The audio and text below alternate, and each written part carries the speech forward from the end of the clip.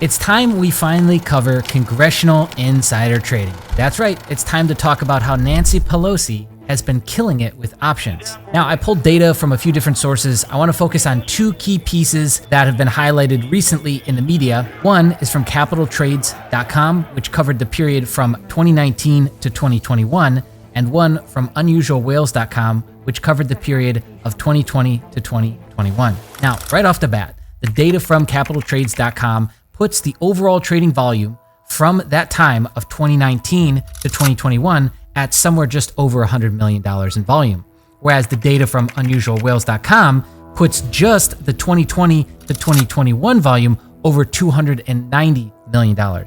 So I guess in short, it's a ton of volume and we don't know the actual full amount. All right, let's dive in. From 2019 to 2021, 182 current senators or representatives reported a trade of a stock or another financial asset by themselves or an immediate family member. Capital Trades found that 81 Democrats and 101 Republicans filed up to 3,700 trades and $100 million in possible volume. Many had 100% winners, with some perfectly timed. First off, of those 182 politicians, 90 plus sat on committees that directly oversaw the companies they traded. 49 were Democrats and 44 were Republicans, which totals 18% of Congress. 25% of the Energy and Natural Resources Committee traded XOM and CVX. 33% of the Environment Committee traded oilfield services. 8 members of the Armed Services Committee traded defense and aerospace stocks. And by far the winner that tops the cake with the most potential conflicts is the Democrat representative from California, Ro Khanna, with 149 potential conflicts and a reported 10,500 trades. Just like many of the other representatives involved, they, of course, were using a trust that was managed by an outside person, an outside trader, and they had zero oversight or zero dealing with these trades. I guess my first question would be, who's these traders? Because I want to meet them and I want them to manage my money. Next, let's look deeper into the years of 2020 to 2021 using the unusualwhales.com data, which they've been reporting on this for a really long time. It's nice to see the media actually start to pick this up. And again, they've highlighted that it's upwards of $290 million in volume. In 2021, Congress beat the market, trading nearly $290 million in that time alone, and that corresponded to 3,500 plus transactions by 105 members of Congress. 140 million in options contracts, that's 270 plus transactions by just 6 members. 124 million in other securities like private equity funds, that's 200 plus transactions by 19 members.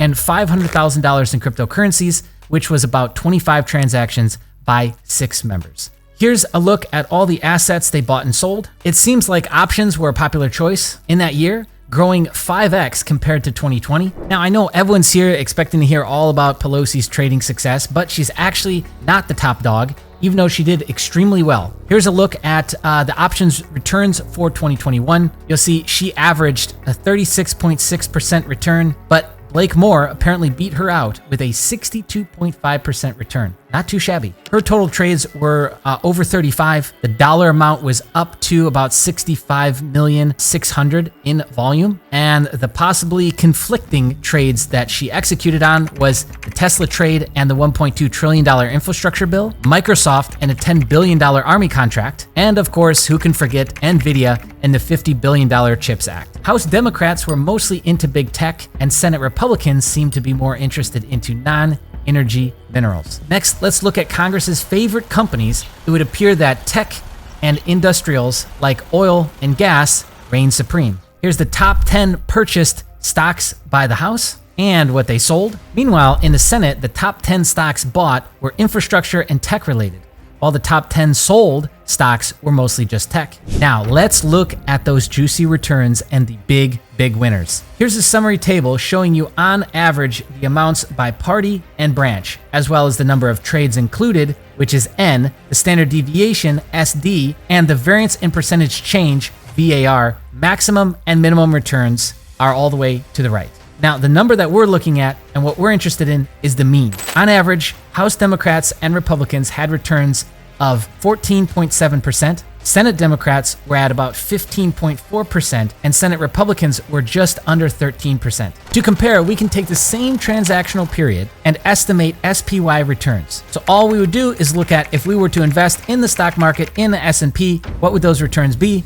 During that same period of time, it would be just 13.6%. That means, on average, in 2021, Congress beat the market. Now, I know I mentioned this before that everyone thinks that Nancy Pelosi is the big winner. There's all kinds of Twitter accounts that track her trading activities now, but she actually wasn't. Dan Crenshaw came in above her.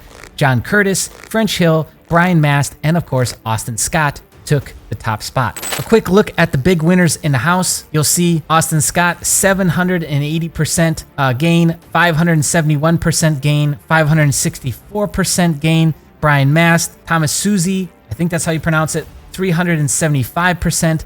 Don Bayer, 346%. I mean, these are absolutely incredible gains. Now, here's the big winners in the Senate. We have Tuberville, 127%. Toomey is 95%. Hickenlooper, 81%. Carper walked away 67%. Again, you would agree, really amazing gains. Now, let's talk about the unusually timed trades. Very interesting correlations between the timing of bills, the timing of conversations, the timing of big turning points within the last couple years, and people hitching a ride during that time with their trades. Now, either this is a huge coincidence, or maybe, just maybe, these politicians are not being upfront and honest about how they traded and how these trades were executed. Now, we just went through a ton of data in just a couple minutes. I'd love to hear your comments and your thoughts below. If you like this sort of thing, then share it with somebody. This information only becomes powerful the more people that gain access to it, the more people who are tuned in. Now, if you want to track down this data for yourself, head on over to capitaltrades.com or unusualwhales.com, and you will be able to get a full breakdown as well as ongoing tracking that both of these sites are providing right now for free. So shout out to them. Thank you so much for putting in the time. This is information that more people know so that we can start to hold these people accountable. Now, if you like this sort of thing and you're still watching, you should probably subscribe. Stick around. Be on the lookout. More videos coming soon.